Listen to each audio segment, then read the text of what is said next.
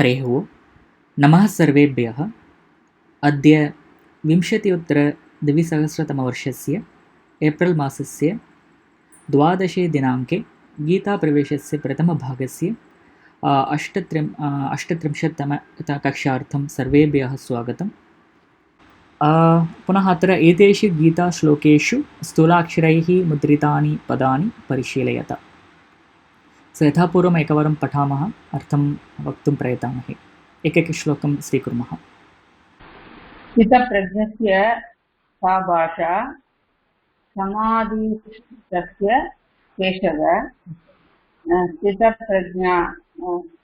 प्रज्ञा यस्य सः स्थितप्रज्ञः। One who is steady mind, स्थितप्रज्ञः, without any reason. सा भाषा समाधिस्तस्य Keshava. You want that meaning? No? Yeah, you can give a meaning if you know that.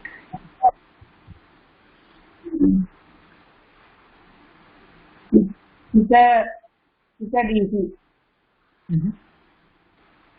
Kim prabhashet kimasita vrajetasya. Sitadihi इत्युक्ते स्थितधीः तस्य विग्रहवाक्यम्।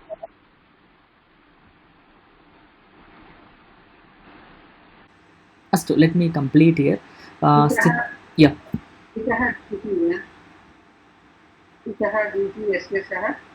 समीचीनं, परन्तु तत्र स्थिता धीः यस्य सः स्त्रीलिङ्गम्। अस्तु, स्थितप्रज्ञस्य का भाषा? वन हू हैज़ फिल्म ज्ञानम or whatever it is called स्थितप्रज्ञा. का भाषा? what is the definition of स्थितप्रज्ञा? and समाधिस्थस्य केशव. तथैव समाधिस्थ, समाधौ स्थितः समाधिस्थ इति उच्यते, तत्पुरुषसमासः. पुनः स्थितधीः, स्थिता धीः, स्थिता बुद्धिः यस्य सः स्थितधीः. किं प्रभाषेत? what would he speak? स्थितधी प्लस किमासीत,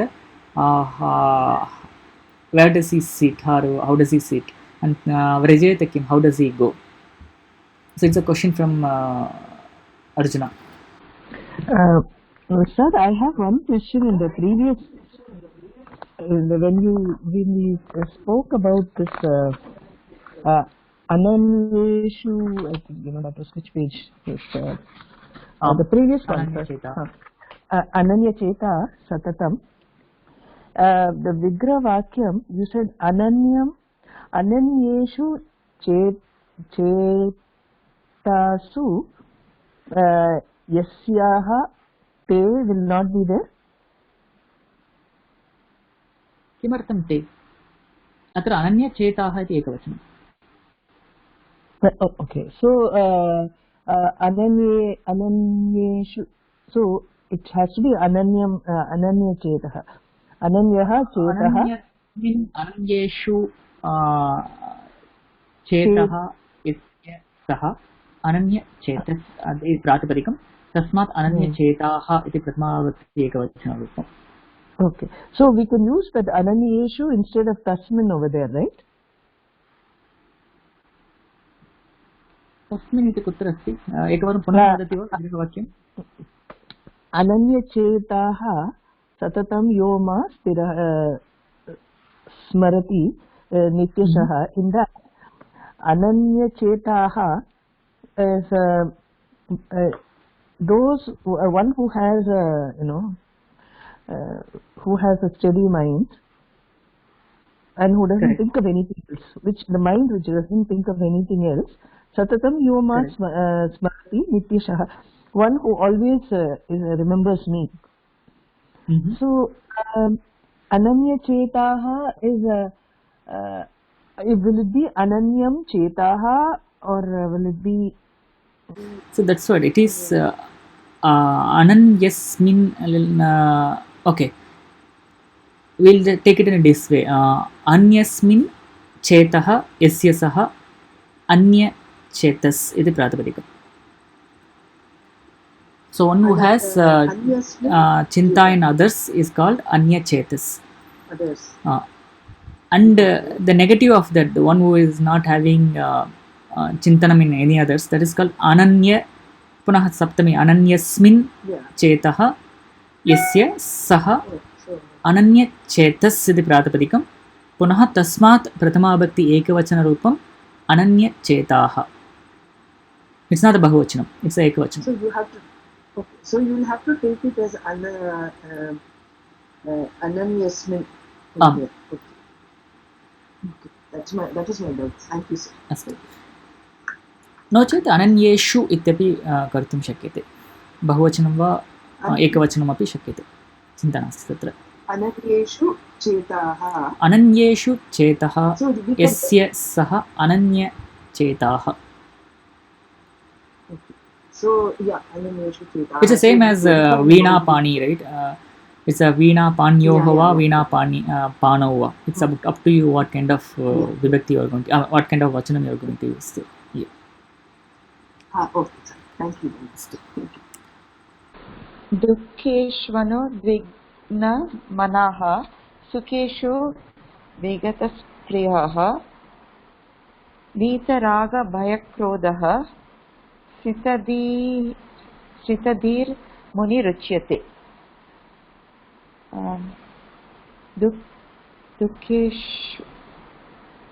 दुःखेषु अनुद्विग्नमनः. That is in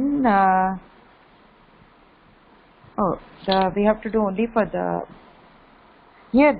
Samasa will be there even here. Dukkeshu anudigna-manaha.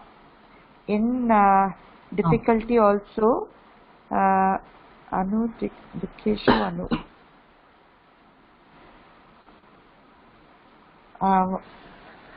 What is the meaning of this? In anudigna-manaha is anudigna-manaha. It's an unbroken mind. What? Unbroken mind. In difficulties also the mind is steady. Okay. Yes, correct. Sukheshu. So that is Vigata Spriha is who is not who doesn't mind the happiness also. Does not care for the happiness. Who is not attached to the, who does not have any desires or wishes for in the sukha conditions. So here Vigata Spriha is Vigata Spriha. Yasya saha. Samichinam. Yasya saha astu. Then Vitaraga-bhaya-krodha. So will this be that the other samasa like that Rama Bharata Lakshmi, that what is that Dvandva samasa? Vitaraga-bhaya-krodha. Will it be Dvandva samasa? Yes, it's a Dvandva samasa, but it is not covered in you. It's a, okay. You can, if you can try. Otherwise, we will skip that. Vita is raga is attachment, bhaya is fear, and krodha is anger. So what is Vita? Vita is gata iti artha. Gata. Gata iti artha. Okay. Went away. Raga. Yeah. Okay. So Gataha raga bhaya krodha. One in which the raga, bhaya, krodha, they have gone. They have gone from in home. Raga, bhaya, krodha. Sitadi Muni Uchyate. So he is said to be a sage. Munihi. Sitadi Muni Uchyate. Okay. Sitadihi with steady mind. Steady mind. अत्र दुःखेषु अनुद्विग्नमानाः. अत्र विग्रहवाक्यम् एवं भवति. न उद्विग्नमनाः अनुद्विग्नमनाः इति नै तत्पुरुषसमासः. पुनः उद्विग्नमनाः, उद्विग्नं मनः यस्य सः उद्विग्नमनस् इति प्रातिपदिकम् उद्विग्नमनाः न उद्विग्नमनाः अनुद्विग्नमनाः। प्रथमं तत्र सामान्यबहुव्रीहि तस्मात् पुनः नै तत्पुरुषसमासः। पुनः विगतस्पृहः विगता स्पृहा यस्य सः विगतस्पृहः। पुनः वीतरागभयक्रोधः रागश्च भयञ्च क्रोधश्च रागभयक्रोधाः इति द्वन्द्वसमासं वयम् अग्रे पठामः। तत्र प्रायशः वीताः रागभयक्रोधाः यस्मात् सः वीतरागभयक्रोधः इति विग्रहवाक्यं प्रदर्शयितुं शक्यते। अत्र पञ्चमी बहुव्रीहि पञ्चमी अर्थः बहुव्रीहि समासः भवितुमर्हति। स्थितधीः स्थिताधीः यस्य सः इति स्थितधीः। अस्तु महोदय। This Vita. Oh, you can come again if you have a question here. Hari ओम्। योगयुक्तो विशुद्धात्मा विजितात्मा जितेन्द्रियः सर्वभूतात्मभूतात्मा कुर्वन्नपि न लिप्यते। योगे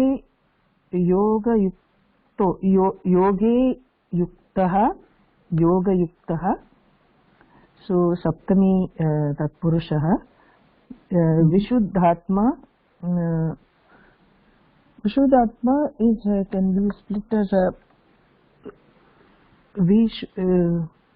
one who Vishuddha is a pure, isn't it, sir? Pure Vishuddhatma, a pure mind or pure soul.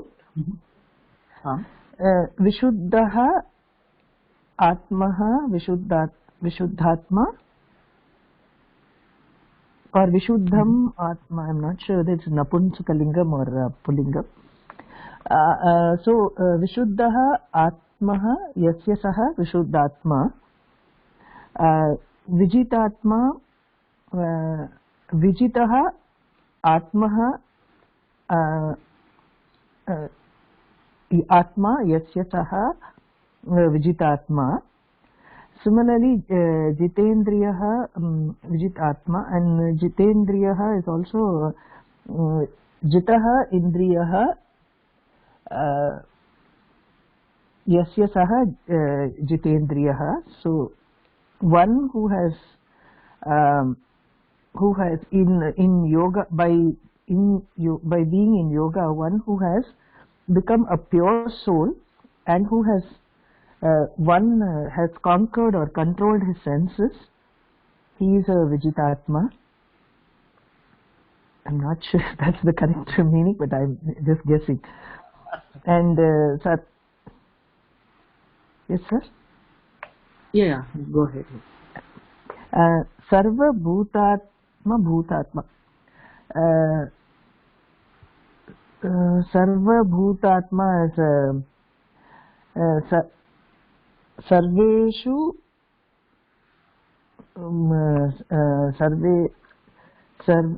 should it be Sarveshu Bhutaha Sarva Bhuta or Sarva Bhutaha? Not sure why. Sarva Bhutaha and Bhutaha or Sarva Bhutatman. Not sure how you split it. Sarva Bhutaha, should I split it as Sarva Bhutaha Atmaha or Sarva? It has multiple levels of samasa there. I will explain that later. You can go. Okay. Okay. So I will take it as Sarveshu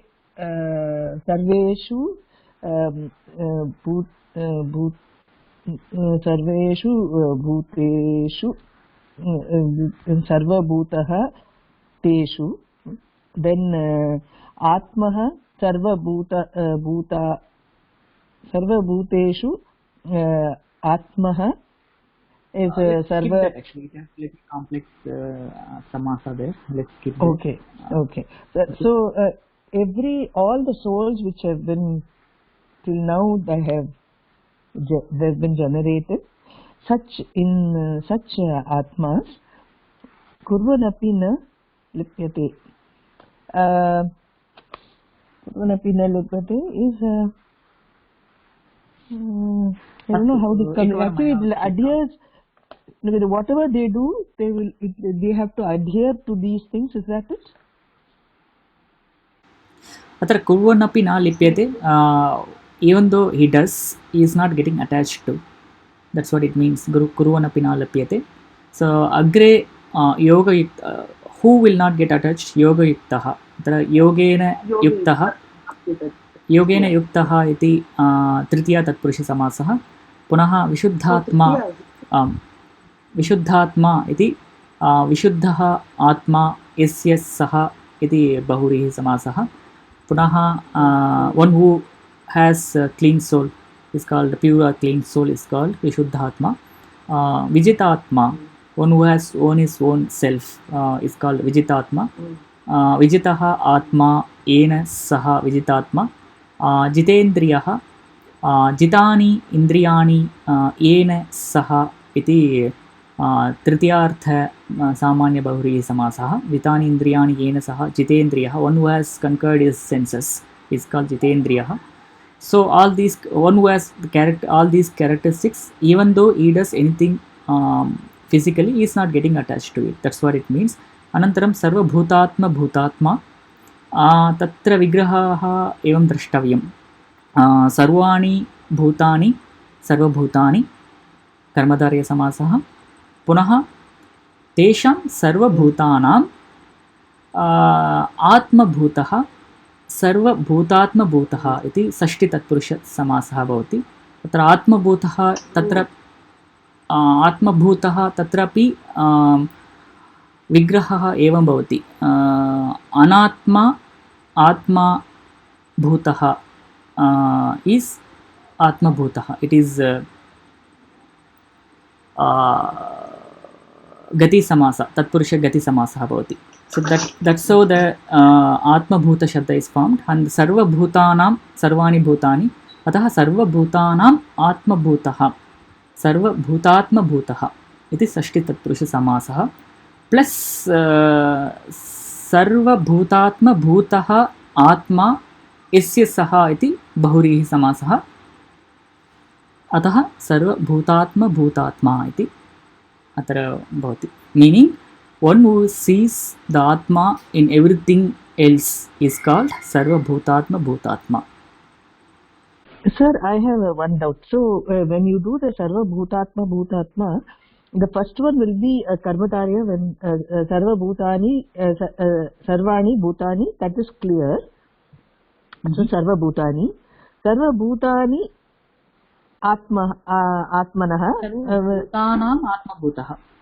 Sarva Bhutanam Atmanaha. So there's okay. Sarva Bhutatmaha. And then Sarva Bhutat. Sarva Bhutanam Atma Bhutaha. Sarva Bhutatma Bhutaha. Sarva Bhutatma Bhutaha. Okay. Okay. Plus Sarva Bhutatmaha Atma Esya Saha. Sarva Bhutatma Bhutatma. Bhutatma. Okay. Okay. Okay. Okay, thank you, sir. It was very complicated. It has multiple samasas there. Yeah. And of course, I didn't see the answers in the bottom. So, Vitaha. Oh, it's there, isn't it? Okay. So, even I just now noticed it here. So, the Vigraha which I given is correct actually. Vitaraga Bhaya Krodha. That Vigraha is correct. Okay. Okay.